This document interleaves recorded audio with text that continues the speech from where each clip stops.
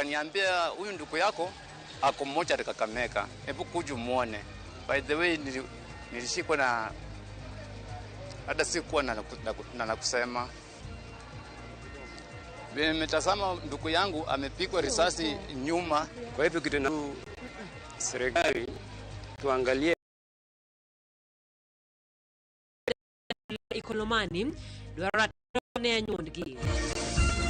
Wan kako ganda tugimabiro miyo wadhi nyime mondo wabe wayudie kata ka wanie i sirikal to wanie i sirikal motegno mokwadok chien en achiel marwa bida achiel marwa. Ogai mar ODM Oburu Oginga owacho ni duond bura mar ODM nyaka koro go kwano malong'o motelo ne donje riwruok mora mora kata siro sirikal manyuanda e yiero mabiro.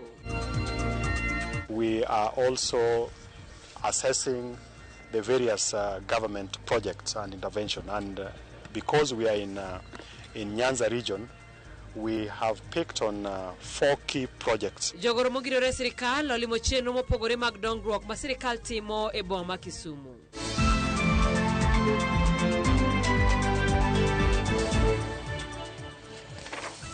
Machiegni koro mogi wedore mbui duto mag oganda, wantiere mbui go mag Facebook, mar YouTube, yodwa bende mbui mar Instagram, mbui mar X, kachiel koda mbui mar TikTok. Nyinga Simfrozo Kinda, nyalo marwa en Liz Otieno.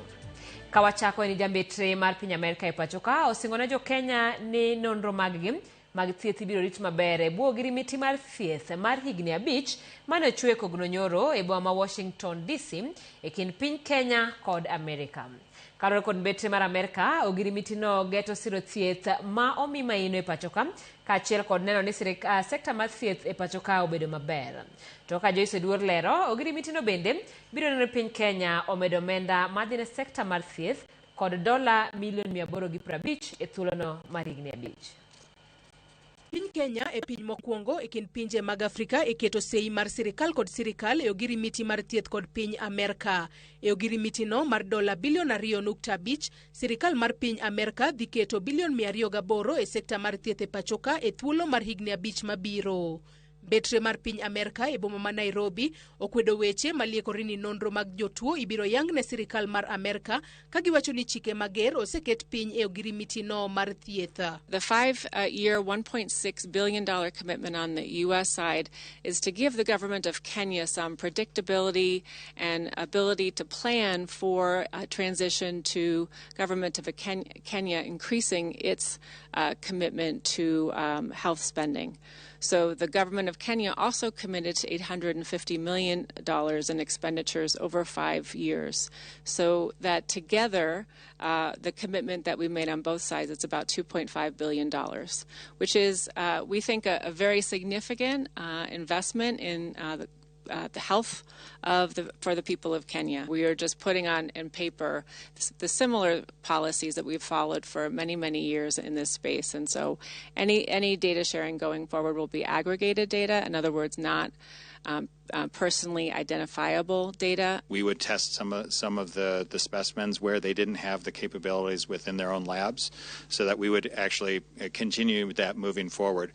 Also, part of the agreement is building up their lab network so that they have those capabilities themselves. And so we will be continuing to work with that. It's not really a change of what we've done before, but it's really kind of recognizing how we've worked together. Betreno mar piny Amerika bende lero ni omenda no ma Amerika golo ok en hola, to en winjruok ma sirikand Kenya kod Amerika odonje mar tego sekta mar thieth e pachoka kendo miyo piny Kenya oweketo geno mar yudo kony mar thieth kowuok kuom chenro mag jochiw kony. There's a lot of questions about, should we be getting assistance? Kenya should be self-reliant.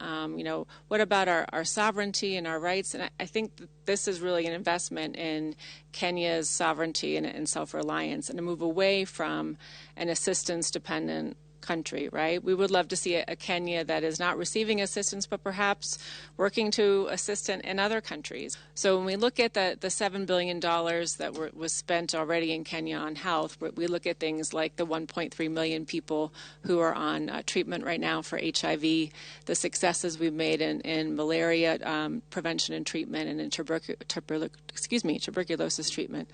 And so this is a chance to really expand that into a new era. Will be a transition, a phased transition over time to try to get to make sure that the government has the systems to be able to do this, and that we have the oversight mechanisms in place to ensure that that, as what was said with President Ruto, every dollar and every shilling is spent correctly.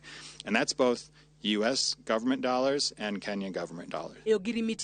Piny Kenya nyaka ting malo budget mar thieth mar sirikal mamalo kod mag counties e thuolono mar higni 5 kowuok e bilion 10 e hik omenda mar 2026-27 nyaka bilion 50 e hik omenda mar 2029-30. Nyiepo mag gige thieth biro lokore kowuok e sirikal mar Amerka nyaka e sirikal ma pachoka kuom higni 5 go, ka bende jochiw thieth misiro kod Amerka ibiro loki mondo obed e bwo lai mar chudo mar sirikand Kenya. Ka ewi mago duto, Piny Kenya nyalo yudo omenda machielo maromo $100 milion ka nitiere lokruok maduong' e sekta mar thieth kaluwore kod ogirimiti no. Joyce Oduor, Ramogi TV. Kawadhi nyime ni ji 63 omaki itudogi kod ng'anyo manyobagi e gwenge ma Isulu mantiere kar chung' od bura ma Ikolomani, kama ng'at machielo wito ngimane kinde yudo thieth gi makoro kelo kwan joma osewito ngimagi e wi tulono nyaka ji 4. Magi timore kinde ma anyuola mar joma nowito ngimagi kod moko kuom joma nyomaki ka ywago reyo e wi gima giluongo ni obila tiyo kod teko mathoth kuom jogegi kapod ginyono kar tiendgi ni winjruok malong'o nyaka keti eka giyiene kambi moro amora konyo mula e alworano. Tulo manyo mwoche kindo bila ko jodak ma Isulu e kar chung' od bura ma Ikolomani County ma Kakamega owe achiedh nade maduong' e alworani. Mwandu manego gi poko yangi okethre skul sekondar kama romo nyonego bagi kod duol mar NEMA mar kao pach jopiny e wiye kambi mar Shantam biro kunyo mula e alworani. Gima nyomuojo rakruok e kindo bila kod jodak ma otamore ni kambi no okuny mula e alworano. Kalure kod obila nyaka sani kwan joma osewito ngimagi ochopo ji 4 tok ng'at machielo wito ngimane e kinde mano yudo thieth. E od thieth mar kaunti ma Kakamega warado kod wede mag Conrad Ashioya. Fundi bao kendo wuon nyithindo 3 mawachore ne ochiel gi magina e kinde ma Nyerik odhi e duka. Tulitoka kwa nyumba saa 12 asubuhi tukienda kutafuta riziki ya kawaida kama mafundi. So vile tulifika kwa site, kuna vile kifaa kimoja tu kwa najo ikiwa ni tape measure. So Ashioya nilimtuma aenda alete tape measure kwa muhindi. Vile alifika kwa muhindi, baadaye nikasikia mlio wa marisasi ikipikwa. So kwenda huko kuangalia nikapata ndugu yangu ako chini amepikwa risasi. Anyuola ni koro dwaro ratiro ne wuodgi magi wacho ni onegi kata obedo ni ne onge kod tudruok moro amora gi tulono. Vile nilipika simu kama dakika 10 hivi hakuwa anashika. So baada dakika kama 20 ndio ofisa mwingine akashika hiyo simu. Akaniuliza wewe ni nani? Nikamwambia mimi ni Edgar. Unahitaje huyu mwenye simu? Nikamwambia mwenye simu tulikuwa na yeye kwa kasi. Then nikamtuma tape measure. Nampikia simu ashiki. So huyo akaniambia huyu ndugu yako ako mmoja Kakamega. Hebu kuja muone. Watusaidie tuone ni nini kilifanya mtoto akauliwa. Na kulingana na kama tuko na mfuruko ya maandamano, sio lazima mtu auliwe. Mtu anafaa shikwe, ayuko ndani, aulize maswali. Kwa machiele tesendo bila ma Central Kakamega, anyuola kod wede mag joma nyomaki otieno manyoro, ywagore ewi meko makamano magi wacho ne ok oluwo chik. Tulikuwa tumelala saa 8 usiku. Tukasikia mlango inapishwa, mabati inakongwa, tufungue mlango. Wakati tulifungua mlango, askari waliingia ndani. Wakachukua watoto pamoja na watoto na papa yao, wakawapeleka nje, wakaanza kuwapika. Nikauliza kwa nini mnawachapa? Mimi mama nilipewa kofi, ile kofi ya achapu, nikarudi kwa nyumba. Hawa watu jana usiku walikuja kwangu kitu saa 10:30, wakaniambia tena waliniita tu Mama Alan fungua mlango, tunataka Alan. Nikauliza kama mnataka Alan, jana vile mlichukua Alan mbona hamkunirudishia? Sasa mnakuja saa 10 mnaniamusha, mnasema mnataka Alan. Alan ni mtoto innocent, tena alikuwa walimtoa kwa mpira akicheza. Mtoto wangu hata ajui mambo yenye inaendelea huko. Imagine mzee over 55 years ametolewa kwa nyumba na amepikwa kama mnyama. Hata saa yeye anatembea akilimba, amefura hata mikono. Jodagi kara kamano medo nyono katien gini winjruok makare nyaka keti eka gibiro yiene kambi mora mora kunyo mula e alworano. If the government has agreed with us to mine gold, they must advertise the tender all over the world, and whoever wins should be brought to us. Kitu yenye inaumiza watu wetu, agreement. Tunataka watufanyie compensation, tufanye agreement nao. Tujue ni wapi tunaenda ama wanatupeleka wapi, lakini hawataki. Kamano bende obila yango ni gisema ko jiprauchel gadek magitudo ko tulo makamano kapodhi gidhi nyime kod timo pedha. Tuko na MCA wawili ambaye tumeshika. Hao ndio walikuwa na dish pesa. Sijui kwa niaba nani, lakini tutajua tu. We are coming for you. We have today arrested 53. Yesterday we arrested 10. That's a total of 63 persons. Report mar chal mar jogo makedo ratich oganda oyango ni gino maduong' mathiro tije riwruoge kod jogo makedo ratich oganda nek ahinya to jogo makinde ka kinde chiwo duondgi ewi ketho mag piny owacho kod apisas mag sirikal. Kaka Ifinya Kidilero, duol makedo ratich oganda bende olero ni gisechako kawo pach oganda ewi paro mar chiwo ler kendo mabiro tayo tije jogo makedo ratich oganda e pacho ka ponono ni od buro puodhe. En lipot moketa yanga kawuono. Lipot moyango chal mar tij jogo makedo ne ratich oganda pachoka kod e pinje mag riwruog Afrika ma Ugwe. Kaluwore gi lipodno, gino maduong' mathiro tij jogo makedo ne ratich oganda en nek moloyo to e kinde ma gichiwo duondgi e wi ketho mag apisas mag piny owacho. Gigo mamoko gin kaka ndicho kendo lal kodgi kachiel kod meko margi ataro mar chik. Chal mosenenore ahinya e piny Kenya, Tanzania kod Uganda. We are seeing a collective. We are seeing solidarity among dictators, among authoritarianism. But you know what? The people are more powerful. Let me just talk about the core East Africa nations. 2 men and 1 woman are not greater than the millions of citizens of this region. We are not going to allow them to mess our region. We are not going to allow them to mess the East Africa countries and the bond that we have had. Whatever we have built over the years, we cannot retract. Lipodno bende ofwenyo bad migepe magarita, bad migepe mag doho kod ohelni mag ji giwegi, kaka mago machwalo ahinya lweny mageto jogo makedo ne ratich oganda.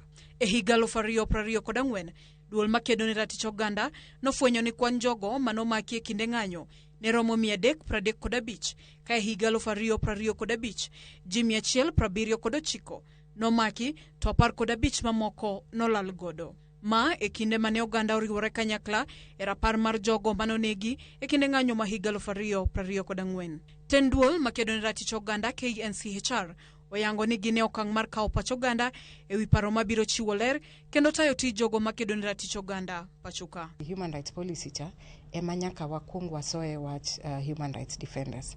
Nikech human rights policy no en document mar sirikal. To document mar sirikal ema miyo gi ratiro gik ma onego gitim, having been identified ni en one of the issues manyaka wa titije. To gimoro mokwongo ma policy no wacho ni nyaka wabed gi a legal framework ma protect human rights defenders. Nikech osenenore ni human rights defenders sometimes ineno gi ka jok ma tijgi tek, jok ma thago weche monego bed ni timo. Koro wan watemo make sure ni gibedo recognized as a very critical component of society and also role magi play e watch development. Nyasi mariango lipodno nokelo kanyakla jogo makedo ne ratich oganda mawuok e riwruoge mopogore opogore ka gichiwo siem mager ne tend arita pachoka kuom rem chiwo arita kaka owinjore kinde yiero madito ma juma mokalo. Judging from last week's by-elections, the stakes are heightened. The indicators and the writing is on the wall that there may be greater suppression, greater violations, and the question we must ask ourselves is, are we prepared to respond by demanding for prevention and ensuring that there will be accountability? We call on state duty bearers that this is the time to demonstrate that you will take action and guarantee to the citizenry that as we approach the 2027 elections, every citizen will be protected. Every human rights defender will be protected. Efinyakide, Ramogi TV, Nairobi. Erokamano Nyanyakidi kapod wantiere weche mag kedo ne ratich oganda en duol ma kedo ne ratich oganda e pacho ka mano Kenya National Commission on Human Rights owacho ni gitimo matek mana ne giluwo okenge duto madwarore e chenro mar chulo jogo mane yudo hinyruok kod lal e kinde ng'anyo. Koloso e kinde nyasi mar yango lipot mar chal jogo ma kedo ne ratich oganda, jakom no mar KNCHR Clarice Oganga wacho ni girwako ng'eto mar doho ni gin ema owinjore gitele chenro makamano. Kata kamano duol no biro riwo lwedo gi jokanyo mopogore opogore mano ni chenro no ta kalore gi chik. Doho mamalo nyong'ado ni jatend piny William Ruto onge kod teko mar chugo aput matayo chudo mar jogo mane yudo lal. Jini ok nyal tigi organization achiel kende. Nikech king'iyo kata jok manokete mane nying gi okete gazette notice no gin jok mane odil gi victims. Ji mang'eny kaka IPOA, Ministry of Health. Koro en tich madwaro ni otim gi many organizations. Ok nyal time gi institution achiel. I think gimane court oneno ni en wane manonego wa take leadership e process ni. But court noko wacho ni wan kendwa ema nyaka watim tijni. Koro wan kamane koka wakawe. Wan waneno ni en gima ber koro walura tiro maber monde wang'e ni watimo gini koka court owacho. Nikech gima ne court owacho ni en gima ber mondo chul jok mano bedo violated during demonstrations. Court no wacho mana ni ratiro mano tigodo emane ok ber. Koro wanano ni pod nitiere kaka wanyalo tiyo gi serikal, wanyalo tiyo gi non-state actors, wanyalo tiyo gi jite manyalo konyowa, parliament especially, mondo wabed gi chike manyalo konyo wach mar compensation ni. Kweth jogoro mogirore eten migepe mopogore kotelegi kod jagoro e migawo mar arita kwe ne otimo limbe matich e kaunti ma Kisumu kama ne gichweyo wang'gi e chenro mag dongruok e kaunti no. Jotelogo nolimo paw ndeke ma Kisumu kar gero ute ma nengogi yot ma Lumumba, kar tiegruok mag chenro mag nembe kod kar romo maduong' ma Kisumu. Chenro duto michwalo gi piny owacho mamalo kaka yot ting'o malo dongruok. Millicent Adhiambo nigi ler mathoth. Kane otelnegi kod jatelo mongirore migawo mar arita Raymond Omolo, jotelogo ne ochako odiochieng' gi romo moyiedhi kama ne girango kaka inyal ber chenro mag mbui mar piny owacho e-Citizen mayangore ni osebero chenro mag piny owacho maromo gana 22 pacho ka. Of note is the progress that has been made with regards to service delivery to the people. You know about the services that we offer on the e-Citizen platform, which have increased to in excess of 22,000 services. We were reviewing issues around various legislative agenda for government. Bang' romo makamano, jotelogo ne ochako limbe margi gi alap ndeke ma Kisumu, kuma kar hemko mar tudruok ndeke ne ogerie mar bero wuodh ndeke pacho ka. In Nyanza region, we have picked on 4 key projects that we are visiting, starting with this particular project at this facility, Kisumu International Airport. This is a new tower that has been put up to support the aviation and the team at KAA together with the KCAA and all the air operators. Aviation is a highly regulated space, and we must be up to standard as per the ICAO international regulations. And one of them is to ensure we can access end-to-end of our runway. And that is one of the reasons which necessitated the construction of a new control tower. Negilimo bende kar tudruok mar chenro mag nam kaka yor bero weche arita, limbe, tudruok, wuodhe kod ohala e nam lolwe. Visiting the Kenya Maritime Training Center, which is also supposed to help in supporting the search and rescue operations and navigation within Lake Victoria. Bang'e jotelogo ne ochope kar dak ma Lumumba mar chweyo wang'gi e gedo mar ute ma nengogi yot, chenro ma nyaka sani ndiko rowere 1,200 pile ka pile ka utego oting'o dhoudi 2,384. One of the critical pillars of affordable housing was to generate employment for our people. We are already doing another 18,000 units in this region that are ongoing, so we can see the essence of what we are doing in this region and in this country in terms of affordable housing. Minewa ka achiel gi nyithindewa oyudo kama ginyalo yude daily bread kendo adiera mantie. Weche magin security orumo Kisumu. Nikech ang'o, vijende oyudo kama giwuok gokinyi ka gidhiye karomo odhiambo ng'ato oseloso gimoloso. Omiyo wanyalo chiemo kata kok wakwayo ng'ato kaka wajoma mine. Kaka rais nyo wacho ni odhi ndiko plumbers cha. Warite 2027 ochak koda. Etie gedo mar karomo manyasani mong'ere ni Kisumu Conventional Center maigero e bomano igeno ni biro miyo rombe madongo machalo mag loch gwenge kod mamoko chope boma ma Kisumu. And where there are gaps that need us to intervene, whether there are issues with the completion status, whether there are issues around funding for them, or whether there are issues around to adjust or readjust how the programs are being implemented, and also to be able to create or have a justification for the need of expansion of some of these programs. Millicent Adhiambo, Ramogi TV, Kisumu County. Weche mag siasa ni moko kuom josiasa mag ODM kod jodong Luo kwa jotelo makaluo mondo wuo kod duol achiel mar nyayo kwe kod achiel mar oganda Luo motelo ne yiero mabiro maonge dewo jok mane oyier kata ogwel e sirikal. Kotelne kod ogai mar ODM Oburu Oginga kod ker mar Luo Dungi Randa gikwa jotelo mondo kik gore giwegi kuom mano to giketo maino margi kata giketo maino margi e chwalo dongruok ne jopiny. Steve Biko miwale. Ka yiero maduong' mabiro medo kayo machiegni, paro mopogore medo mienjo e wi chung' mar duond bura mar ODM ka gichiko yiero no. E kar chung' bura ma Ugunja, ogai mar ODM Oburu Oginga nowacho ni duond bura nosebedo koyo kuom kinde malach kendo nyaka giket winjruok malong'o e wi okang' mowinjore gi luw e yiero mabiro ma ok goyo koko ni ODM biro siro UDA maonge winjruok malong'o e wi ber ma UDA biro miyogi.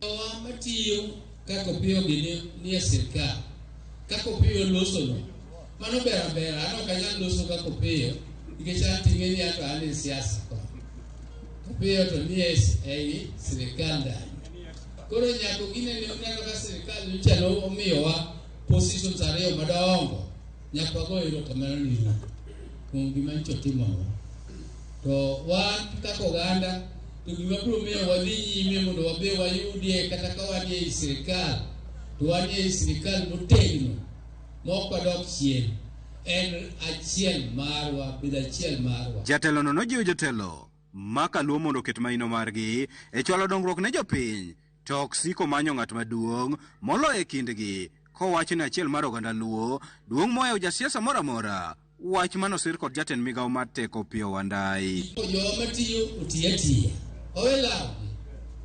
owelawre ugi jomo moket matiyo sirikal kendo nyaka wased gi lwedo 100%. To joma be ma josiasa be matiyo gibe wawegi mondo gitiya 100% wamegi support mondo gibe gitim kaka maginyalo. Wanda ejoluo onge gima pok waneno e Kenya ka ndiye siasa. Onge chandruok pok wakale. To chandruok gi wakaloga e kinde gi te nikech wadwaro haki kata ratiro mar raia. To moloyo ahinya wadwaga mondo thuolo mondo wakaw sirikal wate. Okama e kama mondo wa implement manifesto mamarwa kaka joluo e party mamarwa. Emomiyo kwa dhi mbele anwa nyaka wasikende te. Kwa dhi mbele waonge alternative rather than to fight and be in government. Nyaka take every possible formula. First to remain in sirikal mantie ni moloyo mondo bed sirikal with the loss 2027. Kane giloso sach nyasi mar duoko erokamano, ne Opiyo Wandai kaka jatend migawo e sirikal manywanda. Moko kuom jood bura makaluo bende nokwayo achiel mar oganda Luo ka gikwayo buch jodong Luo mondo bedo ng'ala manyime e chiwo yo mowinjore oganda Luo luw bang' lal maneno gai mar ODM Raila Odinga. Wamakeuru kendo biro motegno ahinya mana gi jogo manyiso wawinjore. Siri mamiyo oganda bedo motegno en oganda mawinjo pach ng'ata ng'ata mane i oganda no, kati yiego kati dagi. Nyasi no notele kod ker mar oganda Luo Odonge Randa kaachiel kod apisi matayo duolno mar oganda Luo maduto nokwayo jotelo mondo kik bed jodonga ich to kuom mano giket dwaro mar jopiny nyime. Steve Biko, Ramogi TV, Siaya. Jodong Luo ma Nairobi e bwo riwruok mar Luo Council koro siemo wang' oganda onagi mondo gimed tiyo tich achiel kendo kik giyie poggi. Ne gilero ni sani koro ema oganda onagi onego bed kanyakla ahinya to seche ma koro yiero maduong' ma higa 2027 biro. Jodongo kane otelnegi kod Peter Ohaga ne oseo mokalo ni weche mosebedo kamienjo e kind jotelo ahinya to e gwenge ma Kaluo. Gino ma giwacho ni biro keto oganda kama diny mokalo. Ne gikone jotelo mag siasa mondo dhi nyime gi konyo oganda kendo chopo dwaro mag dongruok gi sani motelo ne yiero maduong' mabiro. Kendo gibed kod horuok nikech kaka weche waneno kadhi jotendwa bende motelonwa mag siasa waneno ka pogruok betie to mano ok wadwa ni pogruok bedie i oganda wawegi.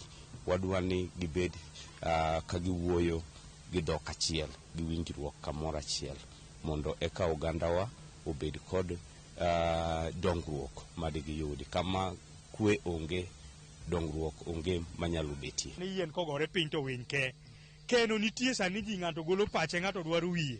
But gimong'eyo kaka oganda Luo ni pod wane achiel ma weche gigo ka wabiro winjo mket wan to pok wawinjo waneno gima ne media. To wabiro luongo gi kaka nyithindwa to wabedo kodgi e ofis maduong' mar ker Odonge Randa motelo ne joluo duto piny mangima. To wawinjo weche gigo e odwa mondo wawinja ni to ka en lweny to wuok kani. Tang'o momiyo gigore mondo wadong' kaka wan oganda Luo achiel marwa e tekowa kendo ok wabiyie mondo aduyo donje dierwa ochak tugowa. Wakwero gi ni ok wanyapogore. Jaluo chung' kamoro achiel gi nyikwagi manyora iloweyo to gi minyuolo sani. Kawadhi kadha wadh nam chumbi ni moko kuom jokanyo mag duond buch ODM Mombasa onyiso luoro ni pogruok mosechako nyedhere e kinde jotelo biro kata nyalo dekorocho chenro mag dongruok mosebed kitayo to chutho e counties ma Kaluo. Kane giloso gi jofwamb weche Mombasa, moko kuom mine manie duond buch ODM ochiwo ranyisi mar kaunti ma Homa Bay magikoni yiero makasipol chal ni okelo pogruok e kind jokanyo. Gino magikoni kidekrocho chenro mag dongruok. Gijiwo jotelo mag onagi mondo mi olos gi dwaro achiel kendo giket senge pogruok mag siasa makidek bedo e igi ka girito yiero mabiro mar higa 2027.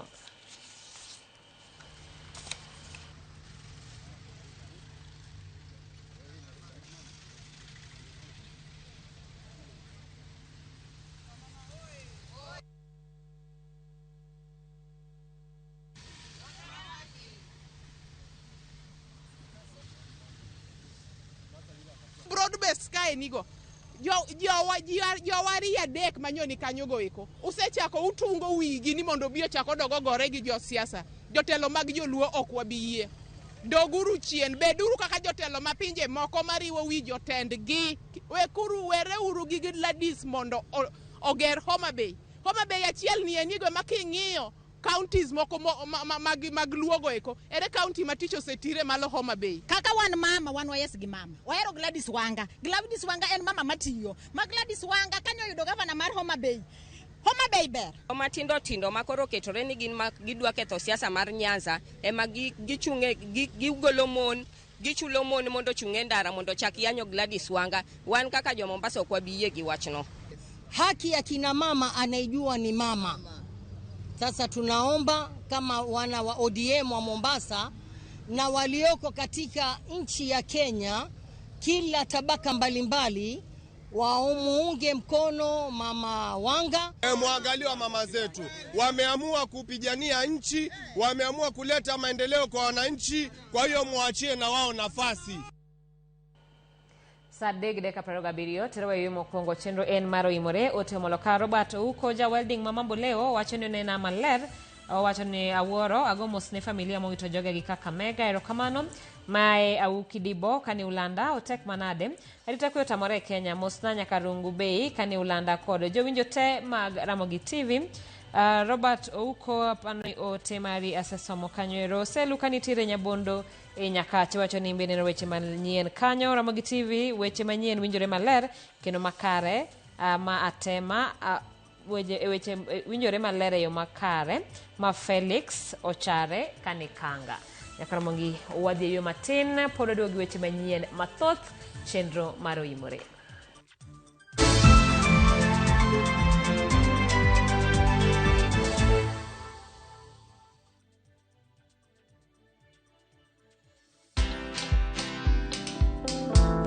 Hire the right people at home and pay them their dues. Don't pay minimum wage, pay living wage. There's a big difference. This idea of going home up country to get someone who doesn't even know how to flush a bathroom, a toilet, it is wrong. If your goal is to do that so you can pay them peanuts, for sure you will have more risks than you imagine. So that's the other thing. So hire someone at home or the people you need around you to build that ecosystem so that you do the signature things that only you can do. Watch this story and more. Download the Citizen Digital app or visit www.citizendigital.com and find the Citizen Originals portal. Kenya's #1 app, Citizen Digital.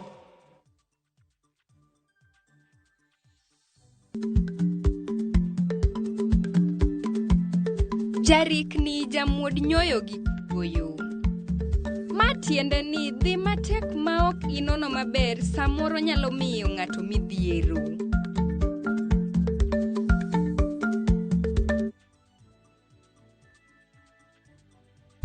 Teke na Wigo Border. Chanua Jam, Fika on time at the lowest charges in town.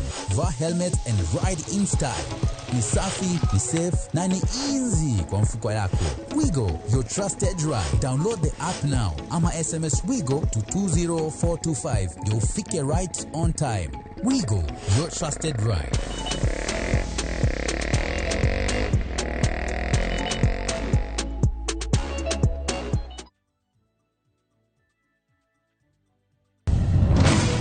Beikori mar doke pacho kama sigendni ilero gi mor kod sunga mar luo.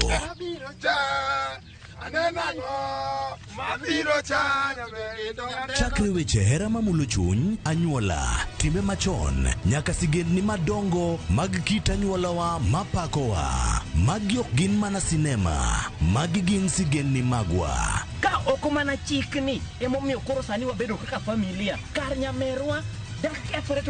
Dhok ma wawacho, koko mag nyierowa, kit luo kod sigendniwa nenore ayanga.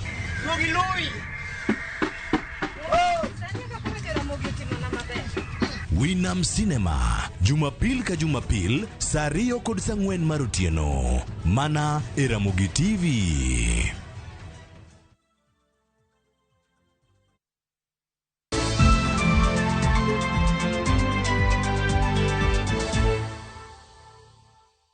Machiegni kendo wadhi e kaunti ma Homa Bay kama jopuonje mag Kupet bade ma Homa Bay obugo wuok oko e okuma mar thieth mar Sham maende gidonje tok winjruok bedo e kind piny owacho kod riwruogno ka giwacho ni jopuonj ok yud thieth mowinjore ute thieth mag piny owacho. Kotene ko jagoro mar Kupet e kaunti no Stephen Yogo giywak ni mana osiptal achiel kende e kaunti ma Homa Bay ema chiwo thieth malong'o e bwo Sham gino mosekelo pek ne jopuonj ma dwaro thieth. E twak margi e apise Kupet manie boma ma Homa Bay giko ni Kupet ni kod kwan jopuonj moa ogana 4 maonge kaka nyalo dhi yudo thieth e osiptal achiel ma giko ni sirikal ka giwacho sirikal olos wachno mapiyo. Osiptal achiel miluongo ni Oasis kende manoket ni nyalo thiedho jopuonj. Kikawo jopuonj mag sekondar michaki medo gi mag JSS michaki medo gi mag primary giduto te ok nyal thiedh gi osiptal achiel kende. Wang'iso sirikal ni kato bedo ni nyocha nitiere corruption manoyudore osiptende moko, cases manotimore osiptende moko, mago en gima union ok emotimo. Koro kuom mano wan wang'iso sirikal ni mondo gi stop suspension manyocha gitimo ne osiptendego mondo giyaw osiptendego. Ka nitie problem moro amora between SHA gi osiptal ma wan godo kae, ministry onego gidonje gilos wachno mapiyo ma kok itimo wachno wabiro donjo wachno nikech constitution wacho niya wan gi right, wan gi ratiro mar yudo thieth. To kamano ok nyal timbre to wan gi osiptal ka bano ok wadhi yie gi gino. Kawadhi e kaunti ma Siaya en imbo mar Kenya kawuono ne oriwore kod piny ngima e godiechieng' lowo kata World Soil Day kokalo chenro mar ProSoil majiwo nyak mar lowo kod arita mare kuom higni 10 sani ka gipuonjo oganda wi ber mar rito lowo ne pur kod pith. Miriseta Dhiambo miyowa ler mathoth. Nyasi ma kama manokelo kanyakla jodito mawuok e tend counties ma Western Kenya, jopur kod joket mwandu gi paro mar puonjo oganda ber bedo gi lowo mamiyo manyalo bero nyak kod keyo mag cham. Wamor nikech en chieng' lowo midendo ni World Soil Day. To wasebedo kwatiyo gi jopur Western Kenya, Kakamega, Bungoma kod Siaya counties ka wapuonjo jopur e weche mopogore ma ginyalo tiyogo mondo gilos go ndhadhu mar lowo. Waseyudo ni Western Kenya jopur osebedo ka ywak ni ok giyud mazao maber nikech lowo margi tuo. Ok timne soil testing to be acidity mar lowo ni malo. Koro chenro mar ProSoil ma wasebedo kwa implement counties gi osebedo ka dhi mbele kuom higni 10. We have had success stories here of farmers who have through this project improved their yields per acre from 2.5 sacks per of 90 kg to up to 20 bags in one cycle. Echendo ni mar ProSoil maisiro kod riwruok mawuok e piny German GIZ osekonyo jopur 250 pachoka e tijgi mar puro oganda, oduma, alode kod kothe mamoko manyaka sani keyo margi osemedore gi 40%. We have trained 225,000 farmers in Western Kenya on sustainable soil management practices. These trainings have resulted in 30 to 40% of increased yields in maize, in beans, and also in local vegetables. In some good seasons, even more beyond that. Nyaka chok lowo watere laboratory mwang'e to ngimane chalo nadi gin madini mage manitie nikech wasebedo kwa dhi e duka miluongo ni agrovet to wanyawanyo fertilizer blanketly mok wang'eyo ni to wadwaro nitrogen to wadwaro phosphorus koso wadwaro potassium.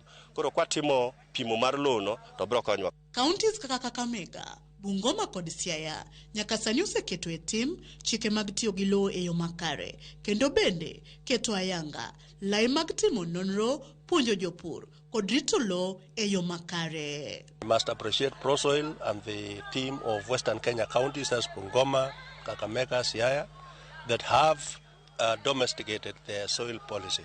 The soil policy will provide a framework on how the soil should be managed in terms of research, capacity building, funding, and other innovative sustainable mechanisms that shall be being put in place. Kaka department mara kache county government ma Siaya laboratory wasegero mwasitieko sani wan e process mare stocking it with the required reagents mobro tiyogo wase employ staff mobro tiyo laboratory kendo pan wabro chako test lope mag lowo at a subsidized rate wanyalo keto $800 per sample. Odiochieng' ni mar ingo lowo e piny mangima ne rango lokruoge makare moseketi e rito bero kod tiyo gi lowo e yo makare e alwora mar imbo mar Kenya kod bende yango mijing'o ma jopur kod josir lwedo chenro mag pur kod pith oseketo mar neno ni lowo obedo mamiyo. Millicent Adhiambo, Ramogi TV, Kisumu County. Kowuok Homabay nyaka gweng' ma Baringo, joma mine owuok ayanga mar kelo lokruok e alwora margi to ahinya kinde mar nok chiemo e kinde mar lokruok mar kor lwasi kelo lwenje mopogore opogore. E gwenge mag Migingo, joma mine ywak ne lwenje magin godo kod jolupo mawuok e piny Uganda magiwacho ni mayo gi rech kod gigegi mag lupo ka mine mawuok gwenge mag Pokot bende olero pek magikaloe kod yore magiketo e tenge mar kelo kwe pachoka. Apisa mar Kenya e UN Habitat Susan Nakumisha ojiwo kenge ma mine go keto maneno ni gitieko tulo mopogore manitiere gwenge magidakie. Koro wan gi shida gi Waganda waonge gi kwe kodgi. E sechegi ibiro yudo kaka an mama samoro an mana gi bot achiel akawo loan to adhi agogo bajeda odhi nam gigi ok oduogo. Jolon ok bi ng'eyo ni nigogo niketo godo gik moko iye e bot odhi nam, jo bank biro bandi. Tuko watu karibu milioni 52, karibu about 50 million Kenyans. Nusu ya hawa wa Kenya milioni 52 ni kina mama. Kwa hivyo kama kunaweza kuwa na maendeleo ambayo yatapeleka Kenya mbele, lazima kina mama wawe kwenye mstari wa mbele na wahusishwe katika hiyo maendeleo. Na vile tumemsikiza Mama Jennifer vile ameongea, it is clear that the climate crisis extends far beyond environment. It is a development dilemma.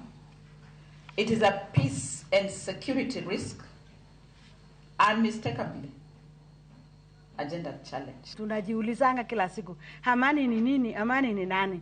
Tukajua kwamba amani inatokana na wewe. Amani inatokana na wewe. Yale yote ambayo tunaipitia haina maana, lakini tuone amani ikienda mbele. Maana amani yangu kama mama, tulikuja kugundua kwamba wamama wakikubali amani atawezekana.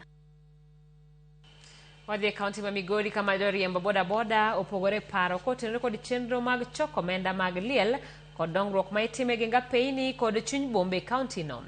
Pogruok bende nitiere kind joriembo boda boda ka otenore kod golo osuru ne tend kaunti ma Migori.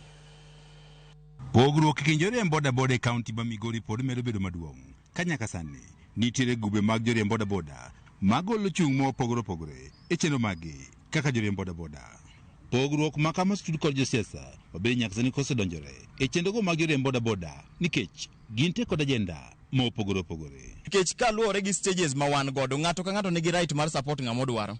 Kaka stage antiere gi jok ma support Ochilo, nitie joge Nyamita, to antiere gi joge Masara, to an gi joge John Pesa. Wakikore masa mora mora wabro kawo sides, nyiso ni koro ok wanya tiyo kanyakla. Siasa gi osebedo ka tiyo gi nyithindwa e yor fujo. And mano wakemea kwa kauli moja ni hatutaki. Nyaka sani nitiere gwenge ma joriembo boda boda ok golo osuru e kaunti ma Migori. Ke gwenge moko to joriembo boda boda koro golo osuru. Very well that we are supposed to be paying tax. We are aware because Migori County is our county. But there are some agreement we made with the county government. Out of the 3, we have received none.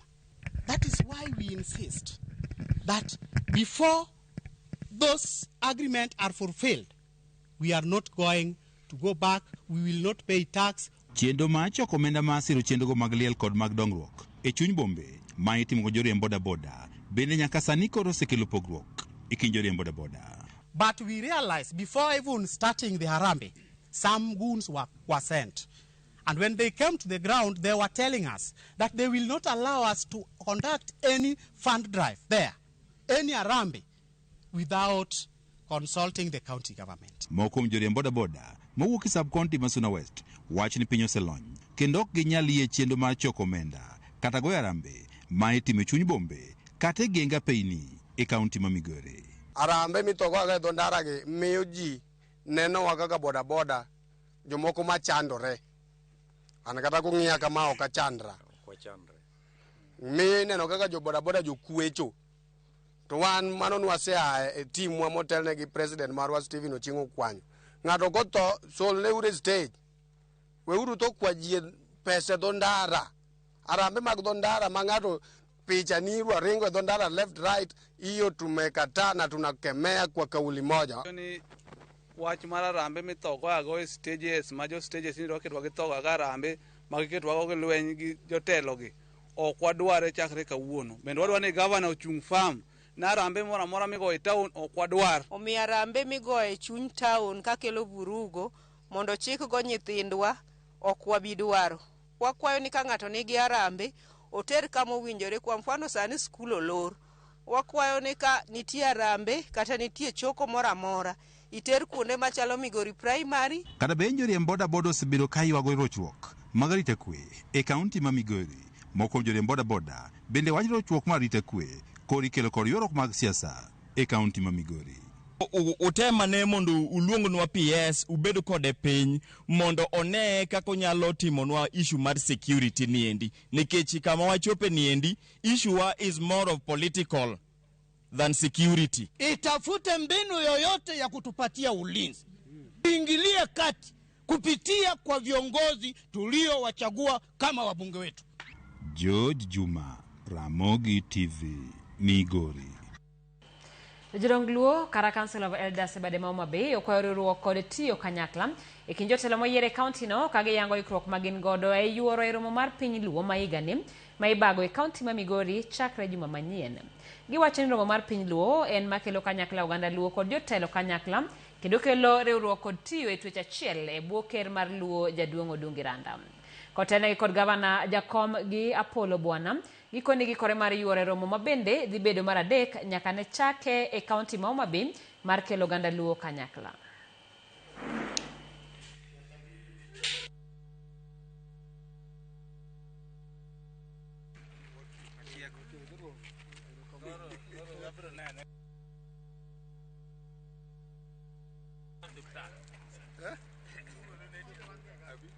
Sani ka wabiro dhi e piny Luo Migori nikech nochakore gi Homa Bay ka setimore Siaya to koro chiko Migori e kome no nikech ma en cultural event, en wuoth mar tich ma joluo gi culture mar gi nyiso gima timore e piny Luo emomiyo iluonge ni piny Luo. Ma dhi timore ka jatelo maduong' motelo ne wachno en Odungi Randa ma en ker mar Luo. Koro wabiro mondo wawach kaka chenro mar dhi e piny Luo onego timre. Magi osechano kata committees ma biro bedo ka chano gigi nyaka watim ndalo adek machakre tarik 15, 14, 15 gi 16. Wadwano mabeyo bedo gi kwe kama Gladys Wanga orito. Kendo serite gi kwe kuom higni manyo miyegi. Majuma dwa kelo kuma koko ma dwa pogwa wadagi kaka joluo. Okwadwar jok mabiro kae maketonwa kwe. To Homa Bay ka ne wan gi kwe. Kwe manyocha Raila Wuod Odinga okelonwa. Chakre MCA, MP, Governor, Senator. Awakwayo mondo ubed kaachiel mondo mo mane Raila oketonwa piny Luo ka oriwa kanyakla achiel. Wadhi machielo otene kara mogineno maler mar Rose oduogo kaya orembe kama kara mama Gladys to kigituom ma wino janabi kani oyani Masai karne kamar oyomane ok nyal rume Kenya ka sirikand tich otamo mondo wange an Apostle Samuel Dalmas wala Nyasaye mondo koyie to riw piny Luo mondo wayud dongruok mosenenore e pinywa. Nyakoromogi wadhi yweyo waduogi weche mag tuke kidhi mabor.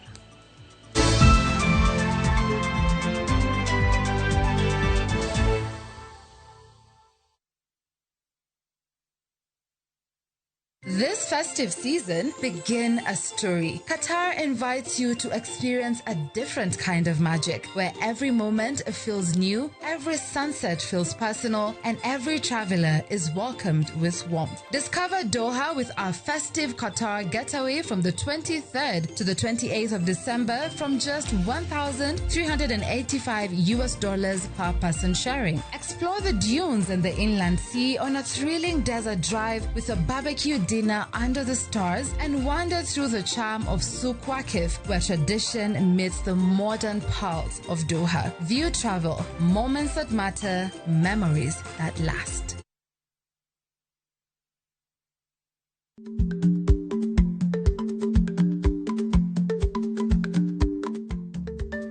Dhako muol kadonjo, matiende ni, bedo ni ng'ato ling' e kinde ma owendo, ok ofulo ni omuol. Samoro en kod kido mamoko.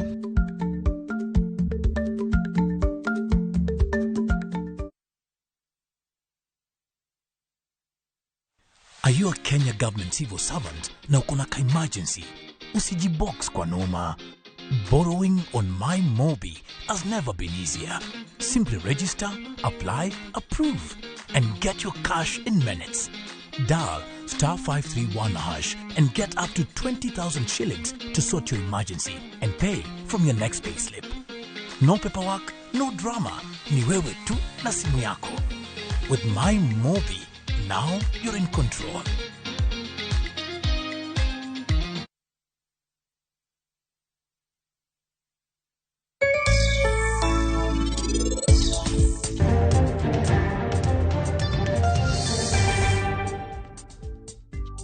Niti, anatimo mos. Kaona na biro kae monda wachni adier mar ngimana. Akia kaka ibro timri bang' kisewinjo gima adwa wachoni.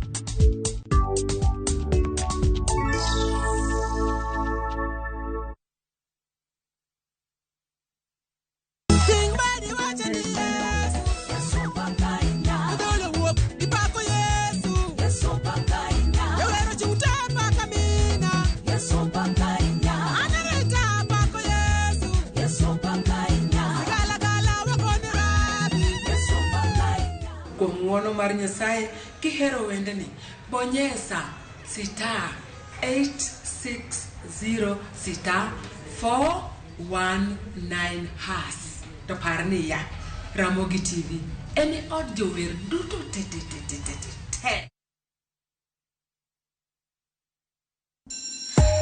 You wanna feel the vibe. Ngeso ka ngeso wakelo ni gik mamit makelo mor.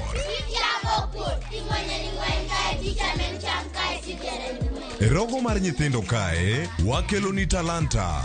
Loso gi lwedo wapuonji tedo be gi moko mamit. Rogo mar nyithindo ngeso saa 3 mar okinyi mana e Ramogi TV.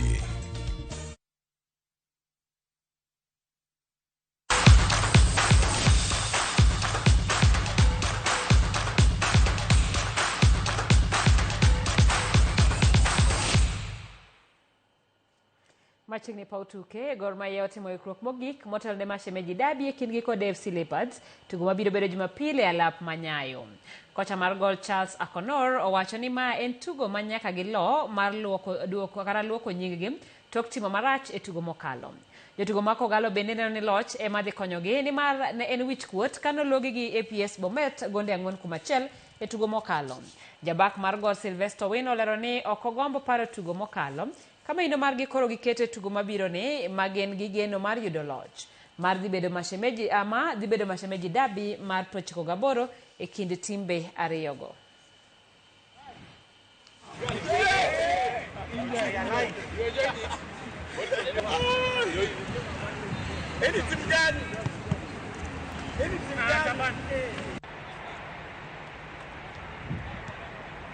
Well, I think the team is okay after a very difficult week where there were few accidents here and there. We've been able to calm down, everything is fine, players are ready, a very good atmosphere, positive one, and we're looking forward to the match and we've prepared adequately. We believe that on Sunday we will do well and impress our lovely fans and see that we come out with a victory.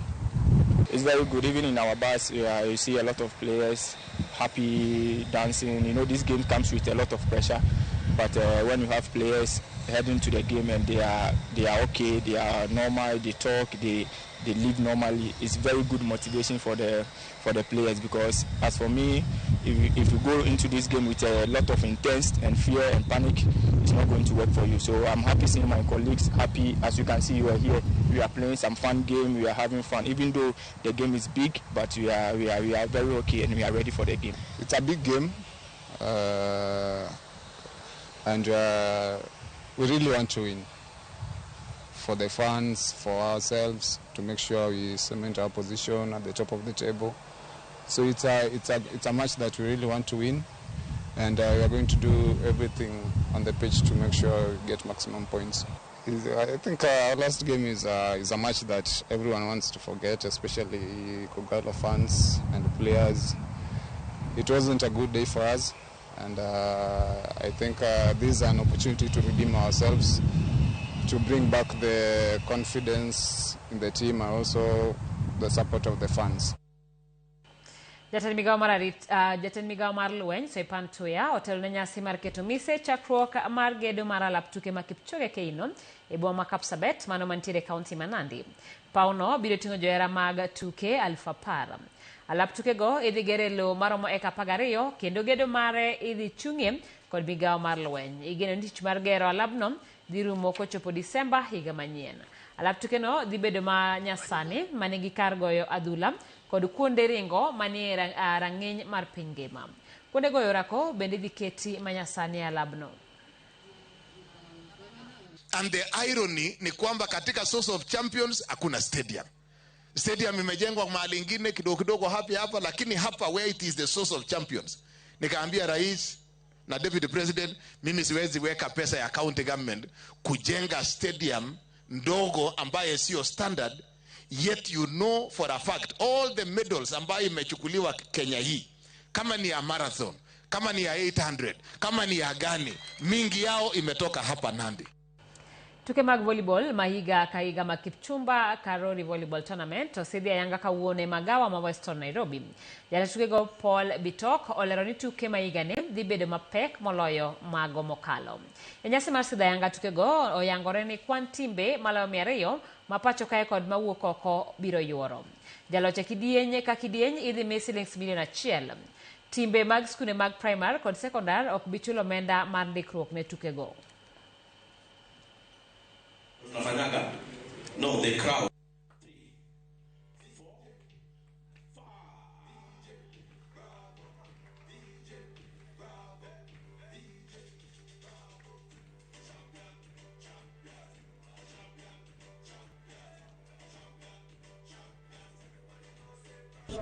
I think the most important aspect is that we are launching the second edition, and we are trying to build the sport bottom from the grassroots. As the government is building the stadiums and the infrastructure, you cannot have it successful if you do not build the playing community from the down. So the launch of this second edition is to make sure that the supply of talent and to make sure that we entrench volleyball in the country and we create and build its space. Because for a long time, the footprint of volleyball has been shrinking.